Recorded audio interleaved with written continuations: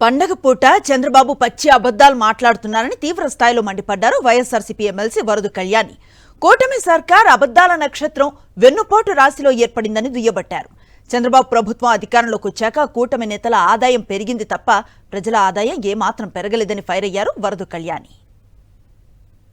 చంద్రబాబు నాయుడు గారికి ఒకటే చెప్తూ ఉన్నాను, మీ కూటమి ప్రభుత్వం 2024లో ఏర్పడింది అబద్దాల నక్షత్రంలో, అలాగే వెన్నుపోటు రాశిలో ఏర్పడింది. ఎందుకంటే మీరు అధికారంలోకి వచ్చి 20 నెలల్లో ఈ రాష్ట్ర ప్రజలకి ఎన్నో హామీలు ఇచ్చి ఏ ఒక్కటి అమలు చేయకుండా ఈరోజు అన్ని వర్గాల ప్రజల్ని మోసం చేయడం జరిగింది. ఆదాయము వ్యయము తీసుకుంటే కూటమి ప్రభుత్వంలో ఉన్న నాయకులకు ఆదాయం పెరిగింది తప్ప ఈ పేద ప్రజల తాలూకా ఆదాయం ఏమాత్రం పెరగని పరిస్థితి మనం చూసాం. చంద్రబాబు నాయుడు గారికి ఒకటే చెప్తూ ఉన్నాను, మీ కూటమి ప్రభుత్వం 2024లో ఏర్పడింది అబద్దాల నక్షత్రంలో, అలాగే వెన్నుపోటు రాశిలో ఏర్పడింది.